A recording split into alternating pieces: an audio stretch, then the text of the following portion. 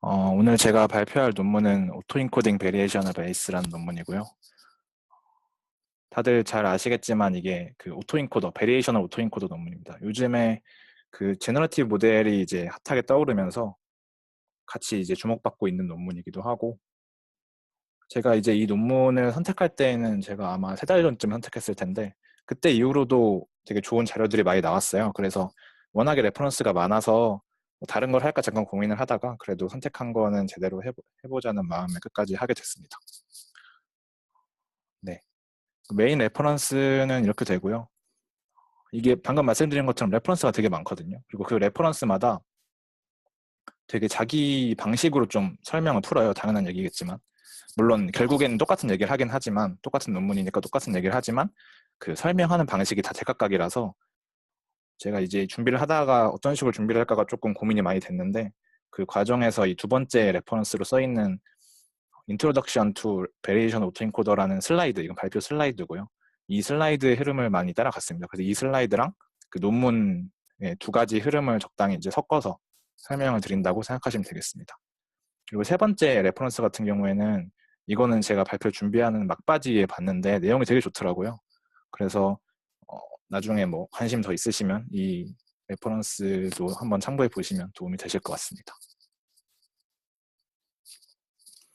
일단 모티베이션은 사실 처음에 이 논문을 모티베이션 제가 이 논문을 선택한 이유 그 모티베이션이고요.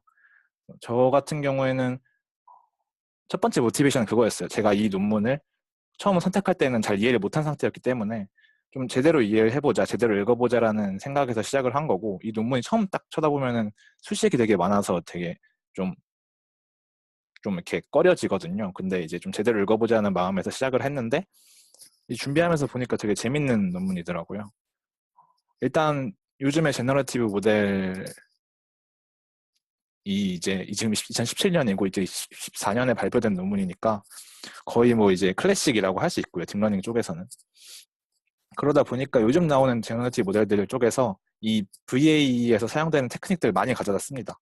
베리에이셔널 인퍼런스 같은 거는 물론이고 뭐 리파라메트라이제이션 트릭 이런 것들이 되게 기본적으로 많이 공유가 되는, 많이 가져다가 사용되는 그런 클래식한 방법이 되었다. 그래서 어떤 제너러티브 모델을 공부하고 싶으면 기본적으로 이 정도는 알고 있어야 되는 그런 논문이라서 그런 면에서도 되게 흥미로웠고, 그리고 방금 말씀드린 것처럼 되게 다양한 관점에서 이게 해석이 됩니다. 그게 그래서 처음에는 그것 때문에 되게 헷갈렸는데 뭐 나중에는 그것 때문에 좀 재밌기도 하더라고요. 재밌는 부분이 있더라고요. 그리고 마찬가지로 또 저한테는 뭐 사람마다 받아들이는 게 다르겠지만 저한테는 또 좀 인투이션도 크게 온 게 있고, 그리고 또 처음 논문을 딱 접한 분들이 이 말 들으면 되게 이해를 못 하실 수도 있는데, 사실 요즘 제너러티브 모델이 이제 요구하는 수학적인 백그라운드가 되게 높거든요. 뭐 WGN 같은 경우에는 무슨 해석학 알아야 되고 막 이러는데, 사실 이 논문은 그래도 확률 통계, 기본적인 확률 통계랑 그리고 그러니까 컴퓨터과의 학부 졸업생 수준으로 충분히 팔로우업 할 수 있는 그런 수학적 그런 백그라운드로 구성이 돼 있어요. 그래서 수식은 조금 처음 보면 당황스러울 수 있어도 천천히 따라가면 충분히 따라갈 수 있는 그런 논문이라는 점에서 좋은 논문, 네, 좋은 논문이라고 생각합니다. 물론 좋은 논문의 어떤 관점이 좀 다양하겠지만, 네, 그래서 일단 이 논문을 설명하기 전에 매니폴드 히포테시스라는 걸 먼저 설명을 드릴 텐데, 이거는 이제 제너러티브 모델들이 대부분 다 이 하이포테시스에 기반하고 있고, 사실 그 전부터 딥러닝 자체가 이 매니폴드 히포테시스에 기반을 하고 있습니다. 그러니까 이게 뭐냐면 기본적으로 우리가 보는 데이터들, 그러니까 예를 들면 우리가 딥러닝에서 가장 많이 다루는 데이터가 이제 이미지 데이터잖아요. 그런 이미지 데이터라던가 이런 것들이 사실은 훨씬 더 저차원의 벡터 공간 안에 살고 있다는 거죠. 그래서 우리가 뭐 엠리스트 데이터 같은 것만 생각해도 그게 28 곱하기 28이니까 784차원인가 그렇거든요. 그럼 되게 공차원의 데이터인데, 사실 그 데이터를 우리가 생각을 해보면 0부터 9까지를 표현하는 차원 하나랑 뭐 이미지 오그멘테이션 할 때 쓰는 뭐 어떤 스케일링, 로테이션, 그리고 뭐 시어링, 그리고 뭐 디스토션 뭐 이런 몇 가지 특징들을 더 가미를 했을 때 충분히 대부분의 데이터를 제너레이션을 해낼 수 있잖아요. 그래서 그런 관점에서 보시면 될 것 같습니다. 실제로 데이터가 표현되는 거는 800차원이지만 정말 데이터가, 그러니까 우리가 보는 데이터는 800차원으로 보지만 실제 데이터가 살고 있는 거는 훨씬 더 작은 차원이라는 거죠. 그래서 우리는 이 데이터가 정말 실제로 살고 있는 그 매니폴드 공간을 찾아내고자 하는 것이 이제 제너레이티브 모델의 목표 중에 하나라고 말할 수 있고요. 그래서 이제 먼저 다들 아실 것 같은데 오토인코더에 대해서 먼저 한번 짚고 넘어가도록 하겠습니다. 오토인코더 같은 경우에는 이제 이 인풋이 일로 들어오고요. 마우스 포인터 혹시 보이나요? 보여요. 다행히, 네, 알겠습니다. 인풋이 이쪽으로 들어오면 이 히든 레이어, 이 압축되는 히든 레이어를 통해서 다시 리컨스트럭션이 되는 겁니다. 그래서 이 뉴럴 네트워크는 결국 인풋과 똑같은 아웃풋을 만들어내면서 그 인풋이 갖고 있는 어떤 레이텐트 리프레젠테이션을 학습할 수 있는 거죠. 이게 물론 인풋에 비해서 크기가 작을 필요는 없는데 아무튼 그렇습니다. 그리고 이제 리니어 리그레션을 볼 건데 뜬금없이 리니어 리그레션이 왜 나오냐 이렇게 생각하실 수도 있는데 그래서 보시면 리니어 리그레션이라는 거는 이렇게 점들이 있을 때 이 점들의 경향성을 나타내는 이 라인을 찾는 거잖아요. 근데 여기다가 어떤 확률적인 관점을 한번 가미를 하면 이게 이렇게 됩니다. 그러니까 이 단순히 선만 찾는 것이 아니라 이 Z 파라미터 Z에다가 세타라는 파라미터를 한 가지 더해서 이 점들의 확률 분포를 좀 더 정확하게 추정을 해보겠다는 거죠. 이거를 그래피컬 모델로 나타내면 이렇게 되고요. 그래서 이 X를 나타낼 때 Z만 가지고 표현하지 말고 이 세타까지 넣어서 표현을 해보겠다라는 게 이제 이런 관점의 리니어 리그레션인데 이게 이제 오토인코더 베리에이션 오토인코더의 차이입니다.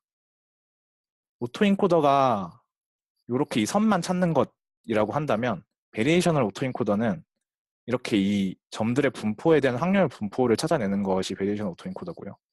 물론 거기다가 추가적인 뭐가 있긴 하지만 그래서 이거를 확장을 시켜보면 지금 방금 이 그림에서 가로축이 Z고 세로축이 X인데 이 각각을 전부 다 고차원으로 둘 다 높여보면 Z도 고차원으로 높이고 X도 고차원으로 높이면 이제 각 Z, 레이텐트 리프레젠테이션에 해당하는 그 각각의 어떤 데이터들, X들을 찾아내는 것이 목표라고 할 수 있겠습니다.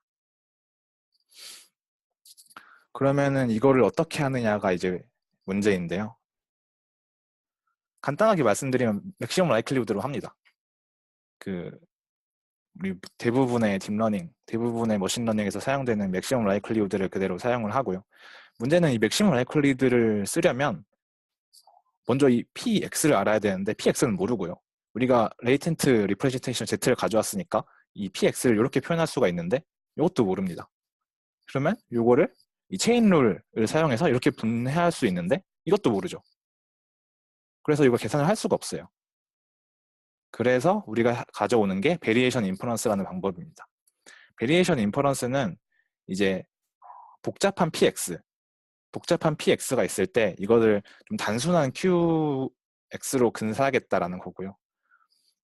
그러니까 우리가 어떤 확률 분포가 있어서 어떤 포스테리어 확률 분포가 있고 이걸 우리가 직접 계산할 수 있다면 에스티메이션 할 수 있다면 좋겠지만 그러기 어렵다고 할 때 계산하는 것을 이제 계산하기 어렵다는 것을 인정을 하고 좀 단순한 확률 분포로 근사를 하겠다라는 것이 베리에이션 인퍼런스입니다.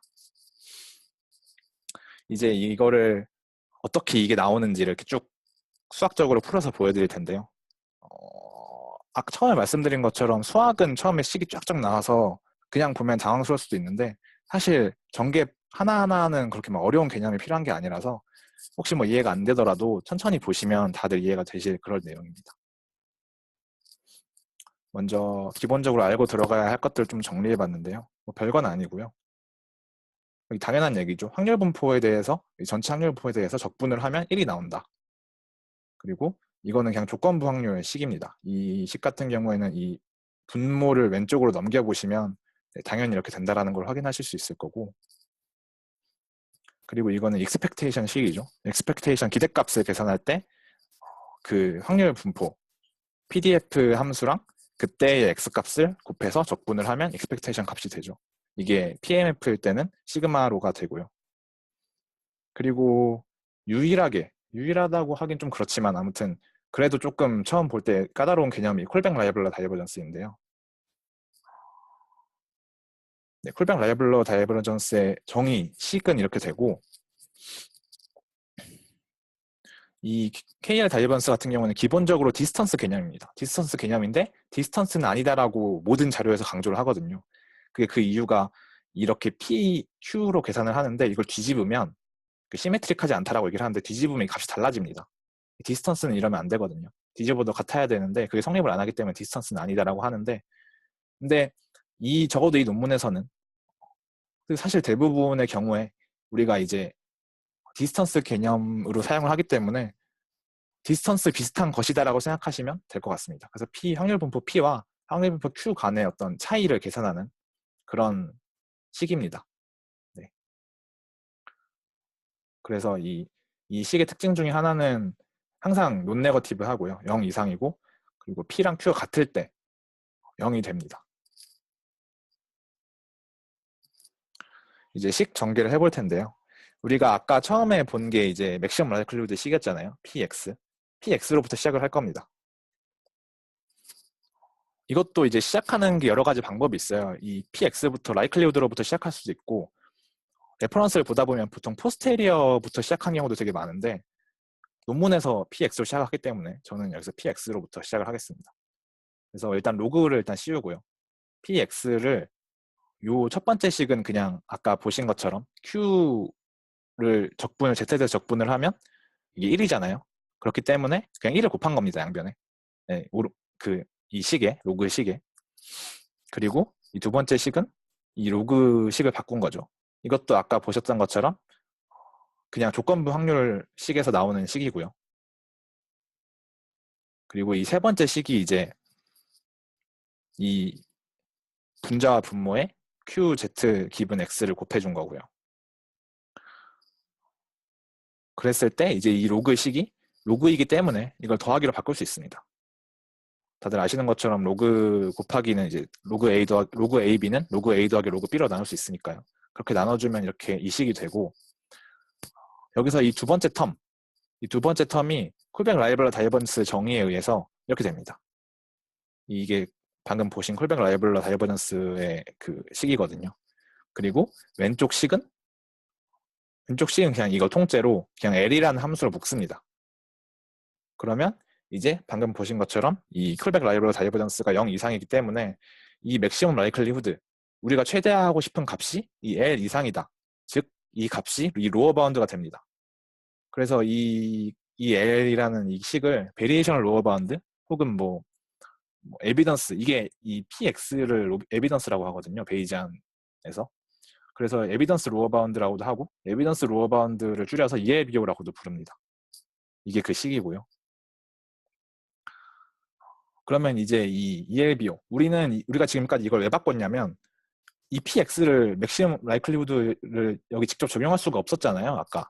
그래서 이 L이라는 식을 최대화할 겁니다. 대신에. 이걸 최대화하면 이 맥시멈 라이클리후드도 최대화가 되겠죠. 그러면 이제 이 L이라는 이 ELBO를 최대화를 해야 될 텐데 이걸 최대화하기 위해서 이거를 다시 좀 정리를 해보겠습니다. 여기 나오는 EQ2라는 거는 이 논문의 이퀘이션 그 넘버와 일치하고요. 지금 아까 방금 보신 것처럼 이 ELBO 식이 이렇게 되는데 이 식에서 이 로그 나누기를 나누면 이렇게 빼기가 되고요. 그리고 이 식이 이제 expectation으로 바꿀 수 있죠. expectation 정의에 의해서 이것도 마찬가지로 이렇게 바꿀 수가 있습니다. 그러면 이제 이 L이라는 값은 몬테카를로 그러니까 이 QZX를 해서 샘플링을 한 다음에 그 샘플링한 값으로 이걸 계산을 해서 이 L 값을 계산할 수가 있습니다. 네, 그렇고요. 그래서 사실 여기까지 하면 이걸 가지고 바로 로스 펑션에 집어넣어서 계산을 할 수가 있습니다. 물론 리파라메트라이제이션 트리까지는 들어가야 되지만 아무튼 이게 로스 펑션에 들어갈 수 있는 식이고요. 근데 이제 여기서 한 단계 더 나갈 수가 있는 게 요 식을 이렇게 바꿔볼 수 있거든요. 이게 지금 시작하는 식은 아까랑 똑같아요. 네, 이 식을 네, 이 식을 이제 시작하는 식은 똑같죠. 요 식과 요 식이 똑같은데 전개가 좀 달라집니다. 요 분모에 있는 요거를 PZ랑 조건부 확률 식을 통해서 PZ랑 PX 기분 Z로 나누고 이 식을 로그이기 때문에 이렇게 나눠주는데 지금 이거는 그냥 천천히 보시면 아실 텐데 지금 여기서 PZ랑 PX Z를 나눈 다음에 이걸 뒤집은 겁니다. 분모랑 분자를. 그래서 앞에 마이너스가 붙은 거고요. 여기 플러스는 그냥 이걸 나눈 다음에 그대로 가져간 거죠. 그러면 이 식은 QZX의 이 익스펙테이션, 이 뒤쪽 항은 그 익스펙테이션 식으로 바꿀 수 있고요. 앞쪽 항은 콜백 라이블러 다이버전스 식으로 바꿀 수가 있습니다. 이거를 이렇게 두 가지로 나눈 이유는 뭐냐면 이 앞에 식은 바로 몬테칼로 에스티메이션을 적용해야 되는 식이고요. 두 번째 식은 지금 이 이퀘이션 3는 이 앞에 항을 그냥 애널리틱하게 계산할 수가 있습니다. 애널리틱하게 계산한다는 거는 그냥 말 그대로 수학으로 이렇게 풀어가지고 네, 계산을 할 수 있다는 뜻입니다. 그래서 사실 몬테칼로 에스티메이션 해야 된다는 말은 베리언스가 있다는 얘기잖아요. 정확하게 예측하는 게 아니고 아무튼 몇 개를 뽑아서 예측을 하는 거니까. 근데 이렇게 수학적으로 애널리틱하게 계산할 수 있으면 그 베리언스를 줄일 수 있겠죠. 당연히 이렇게 바꿔서 계산을 하는 것이 더 좋은 방법입니다. 물론 이제 이 시텀을 계산할 수 있는 거는 우리가 이 Q라는 것과 P라는 것을 우리가 알고 있는 어떤 계산하기 쉬운 그런 심플한 덴시티로 가정을 하기 때문에 그런 거고요.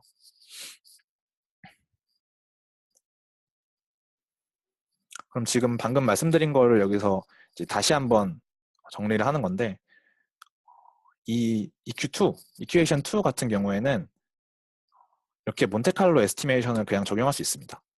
그래서 L개만큼 샘플링을 한 다음에 그러면 이렇게 샘플링을 한 ZL은 이 Q, Z 기분 X 분포를 따르겠죠. 그러면 이 Z들에 대해서 이 로스 값을 계산을 할 수가 있는 거고요. 마찬가지로 그 이퀘이션 3에서 나온 이 L, B 같은 경우에는 이 앞에 콜백 라이벌러 다이버전스 식은 애널리틱하게 계산할 수 있으니까 그대로 내비두고 뒤쪽식만 이제 몬테카를로 에스티메이션 하면 됩니다. 그래서 이렇게 두 가지 식이 나오는데 보통 당연히 계산을 할 때에는 구현을 할 때에는 이 두 번째 식을 사용을 하죠.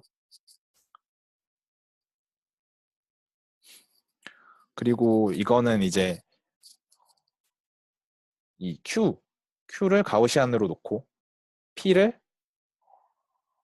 스탠다드 노멀 디스트리뷰션으로 놓고 그리고 J는 Z의 디멘션이라고 했을 때 이 쿨백 라이벌 다이버전스가 이렇게 된다라는 건데 이거는 논문의 어펜딕스 B를 보시면 나와 있고요. 쿨백 라이벌 다이버전스 그 위키를 찾아봐도 이게 어떤 식으로 계산이 된다는 게 나와 있는데 여기까지는 자세히 들어가지는 않도록 하겠습니다. 그리고 마지막으로 필요한 게 이제 리파라메트라이제이션 트릭인데 이거는 한마디로 뭐냐면 우리가 이제 백프로파게이션을 하려면 이 로스 펑션에 대해서 이걸 이렇게 쭉 백프로파게이션 시켜야 되잖아요. 근데 중간에 여기 샘플링 과정이 들어가 있어요. 문제는 샘플링 과정이 미분이 안 되기 때문에 이렇게 중간에 들어가 있으면 안 되거든요. 그래서 이거를 밖으로 빼주는 겁니다. 밖으로 빼주지만 어떤 표현력이라고 해야 될까요? 똑같이 수학적인 그 결과는 똑같이 유지하면서 빼주는 방법이 바로 리파라메트라이제이션 트릭입니다. 방금 말씀드린 것처럼 이 샘플링 과정 이게 미분이 불가능하기 때문에 요거를 이렇게 바꿉니다. 이 논문에 보면은 이게 같은 거를 증명도 되어 있는데 직관적으로도 그냥 같다고 생각할 수 있겠죠. 이 노멀 디스트리뷰션으로부터 스탠다드 디스트리뷰션으로부터 이 샘플링된 엡실론이랑 스탠다드 데비에이션이랑 곱해서 평균에 더해주면 그게 샘플링 값일 것이다 라고 생각해 볼 수 있습니다. 이거를 수학적으로 한 번 더 얘기를 하면 이 Q 지금 이 expectation 값을 이제 이 전체를 미분을 해야 되는 거잖아요. 이 W가 이제 이 파이랑 세타가 합쳐져 있는 그 전체 웨이트들을 말하는 건데, 이 식을 미분을 하려면 이 식을 미분을 해야 되는데 이 익스펙테이션 자체가 미분이 안 되는 게 문제인 거죠. 네, 이게 왜냐하면 이 익스펙테이션에 이 샘플링 과정이 포함되어 있으니까. 그래서 우리가 하고 싶은 건 제일 마지막 식처럼 이 파샬 식을 안으로 집어넣고 싶은 건데, 그러기 위해서 요 식을 이렇게 바꿔줍니다. 지금 요걸 적용한 거죠. 그래서 여기다 적용을 하면 이 Z가 이렇게 되고 이 Q 샘플링 하는 과정이 이렇게 바뀌는 거고요. 이렇게 바뀌면 이 샘플링이 이제 이 웨이트랑 상관이 없어지기 때문에 이게 들어갈 수가 있습니다. 그래서 이게 안으로 들어가게 되면은 이제 미분이 가능해지는 거죠. 그래서 이제 지리한 수학들은 다 끝났고요. 이거를 정리를 하면 이렇게 됩니다. 네, 앞에서 말씀 하나 빼먹은 게 있는데, 이 식에서 요게 지금 요 식을 잘 보시면, 네, 여기서 설명을 하겠습니다. 여기서 요 식이 요 두 번째 텀이 이게 이제 리컨스트럭션입니다. 오토인코더를 생각을 하시면 보통 오토인코더를 기본적으로 접근을 할 때 MSE를 통해서 이제 리컨스트럭션을 하잖아요. 이것도 마찬가지로 X가 들어왔을 때 Z를 샘플링을 하고 그 Z에 대해서 X를 샘플링을 하죠. 거기다가 로그를 씌운 값을 익스펙테이션을 하는 거니까 결국 리컨스트럭션 값을 계산을 하는 겁니다. 근데 여기다가 이것뿐만이 아니라 여기다가 텀이 하나 더 있죠. 그러니까 오토인코더에다가 이 QZX라는 이 우리가 가정한 확률 분포가 PZ, 우리가의 프라이어와 같아지도록 레귤러라이제이션을 걸어주는 겁니다. 그래서 논문에서도 써 있는 게 이게 리컨스트럭션 퀄리티고 이게 이제 레귤러라이제이션 에러다라고 설명을 하고 있습니다. 네. 그래서 결과적으로는 뉴럴 네트워크의 그림은 이렇게 되고요. 인풋이 이렇게 들어오면 이거를 이렇게 막 계산을 해서 확률 분포를 우리가 예측을 해야 되니까 그냥 그 Z 값을 바로 예측하는 게 아니고 이 확률 분포의 파라미터 미우와 평균과 그 표준 편차 시그마를 그러니까 프레딕트를 하게 되고요. 인퍼런스를 하게 되고 이 인퍼런스라는 값으로부터 Z를 샘플링을 한 다음에 이 Z가 다시 뉴럴 네트워크를 통해서 이렇게 다시 마찬가지로 평균과 시그마를 각각 인퍼런스를 하고 그걸로부터 다시 이제 최종적으로 X가 계산이 되는 거죠. 네. 그래서 지금까지 막 되게 복잡하게 설명을 했는데 사실 이거를 전부 다 이해하고 보면요.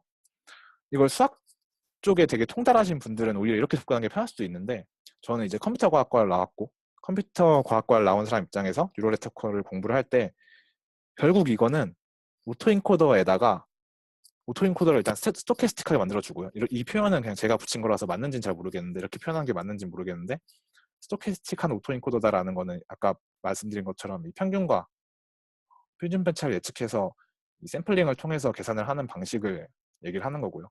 여기다가 레귤러라이제이션을 걸어주는 겁니다. 그냥. 그러니까 오토인코더에다가 Z가 우리가 예측한 Z가 그냥 오토인코더를 돌리면 이게 오버피팅 할 수가 있어요. 오버피팅 한다는 거는 그냥 X를 리콘스트럭션만 잘하면 장땡이니까 이 Z가 뭐든 간에 사실 별로 상관이 없거든요. 그럼 안 되잖아요. 우리가 하고 싶은 거는 제대로 된 매니폴드 Z의 그 매니폴드를 예측하고 싶은 거니까 그럼 안 된단 말이죠. 그래서 이 Z가 어떤 프라이어, 우리가 알고 있는 노멀 디스트리뷰션 0, 1이라는 걸 걸어주는 거예요. 여기다가.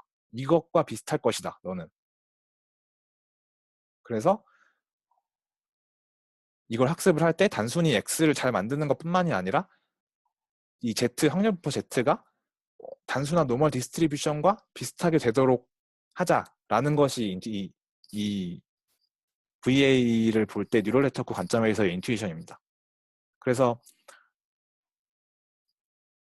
우리가 오컴의 면도날 얘기를 많이 하잖아요. 웨이트 레귤러레이션을 걸어줄 때도 사실 그 웨이트가 되게 복잡할 수도 있지만 복잡하지 않은 것이 좀 더 진짜 웨이트에 가까울 것이다라는 가정으로 웨이트 레귤러레이션을 걸어주는 거라고 저는 알고 있는데 그 오컴의 면도날, 그러니까 단순한 것이 정답일 것이다라는 그런 생각에서 출발하는 거죠. 이것도 마찬가지입니다. 이것도 이 Z의 확률 분포가 단순할 것이다 라는 거죠. 그렇게 막 이상하지 않을 것이다 라는 그런 프라이어를 집어넣어서 제대로 된 매니폴드를 학습하자라는 것이 이 전체의 컴퓨터 과학적인, 그러니까 어떤 좀 뉴럴 네트워크 관점에서 봤을 때 이 전체를 관통하는 인투이션이라고 할 수 있겠습니다. 그래서 이건 실험 결과인데요. 사실 이 실험 결과는 논문에서는 이제 이전 연구들과 비교하는 실험 결과들이 있어요. 근데 그거는 되게 예전 연구들이 오래된 연구들이기도 하고 당연히 결과는 잘 나왔겠죠. 그래서 뭐 그런 비교가 큰 의미는 없을 거라 생각해서 여기서 생략을 했고, 이건 이제 비주얼라이제이션 결과만 가져왔습니다. 여기서 보시면 이제 페이스 가지고 학습을 했을 때는 이게 지금 요런 거를 이제 그 재준님의 개인 발표할 때도 잠깐 얘기가 나왔던 걸로 기억하는데 레이텐트 스페이스 워킹이라고 하거든요. 이 레이텐트 스페이스를 쭉 워킹을 하는 거예요. 워킹을 하면서 어떻게 생겼나를 보는 거죠. 그래서 이걸 이렇게 걸어 보니까 잘 학습이 된 거죠. 지금 이렇게 애들 얼굴이 이렇게 부드럽게 변하고 있고, 이 엠리스트 셋에서도 7에서 시작해서 1로 부드럽게 변하고, 그리고 이 전체 숫자들이 다 적당히 잘 퍼져 있는 걸 확인할 수 있습니다. 그리고 이 결과는 이제 레이텐트 스페이스의 벡터 크기를 디멘션 사이즈를 조정했을 때의 결과인데, 뭐 당연히 클수록 좋다라는 것을 보여주고 있습니다. 그래서 사실 앞서서 다 설명을 드린 것 같은데, 저는 사실 이 논문을 처음 읽고 나서 제일 궁금했던 게 오토인코더랑 무슨 차이가 있어서 오토인코더는 왜 안 되고 베리에이션 오토인코더는 왜 되냐, 그게 궁금했어요. 오토인코더도 사실 X가 들어왔을 때 Z를 찾고 Z가 있을 때 X를 찾거든요. 그러니까 제대로 다 하는 것 같은데 오토인코더는 왜 안 될까가 궁금했습니다. 근데 아까 말씀드린 것처럼 이 프라이어를 걸어주지 않기 때문에 그냥 인풋을 메모라이즈 해버리는 문제가 나타나는 거죠. 그래서 이거는 제가 직접 테스트를 해본 건데, 왼쪽 이미지는 이제 단순히 인코더와 디코더를 같이 사용해서 리컨스트럭션을 해본 겁니다. 이 오토인코더가 사실 이게 테스트 이미지를 여기 안 나와 있는데 테스트 이미지랑 더 가까운 건 오토인코더거든요. 사실 이것도 충분히 잘 하지만 그 오토인코더가 리컨스트럭션 자체는 더 잘한다고 할 수 있어요. 근데 랜덤 레이텐트 벡터를 집어넣으면 AE에 비해서 AE는 굉장히 이상한 벡터들이 나오고 이상한 결과들이 나오고, 레이텐트 스페이스 워킹을 해볼 때도 7부터 5까지 이렇게 워킹을 해보면 VA는 굉장히 부드럽게 이렇게 변하는 걸 볼 수 있지만 A는 중간에 약간 이상한 것들이 이상하게 변하는 것을 볼 수 있습니다. 이런 것들이 이제 VA와 A의 차이라고 생각하시면 되겠습니다. 뭐 여담이지만 방금 말씀드린 것처럼 A에서 이렇게 단순하게 인풋을 이제 메모라이즈 하는 문제를 해결하기 위해서 그 이후에 후속 연구들, 뭐 예를 들면 디노이징 오토인코더라던가 뭐 콘트라스티브 오토인코더, 뭐 스파스 오토인코더 이런 것들이 다 비슷한 목적으로 출발한 걸로 알고 있습니다. VA도 마찬가지의 그런 목적을 달성하기 위해서 제안이 된 방법인 거죠. 네. 네. 마지막으로 제 추가적인 레퍼런스이고요. 사실 앞서 말씀드렸지만 좋은 레퍼런스가 정말 많아요. 그래서 이 케빈 프란스라는 이 사람의 설명이 사실 수학을 하나도 안 쓰고 뉴럴 네트워크 관점에서 설명하기 때문에 제일 쉽고요. 그리고 한글 블로그도. KB 프랜스가 고등학생이더라고요. 네, 저도 얼마 전에 알았는데 충격적이었습니다. 고등학생이라니. 네. 아무튼 네. 한국 분들이 우리 그 PR12에 계시는 재준님 블로그도 있고요. 그리고 이 블로그 같은 경우에는 요 마지막 요 레퍼런스를 번역한 글이에요. 그래서 이 레퍼런스도 되게 좋거든요. 그래서 이 글도 좋고, 제 기억에 이 글 같은 경우는 지금 수정이 되는지 모르겠지만 수식 중에 하나 오타가 있는데 아무튼 보실 때 감안하시면 좋을 것 같습니다. 그리고 뭐 저희 PRCB에도 두 분이나 계시는 모두의 연구소에서도 자료가 있고, 그리고 뭐 등등 튜토리얼도 있고, 뭐 굉장히 자료가 많아서 뭐 혼자 공부를 하신다고 하시면 뭐 참고하실 자료는 굉장히 많습니다. 네. 네. 여기서 이제 발표를 마치도록 하겠습니다. 감사합니다.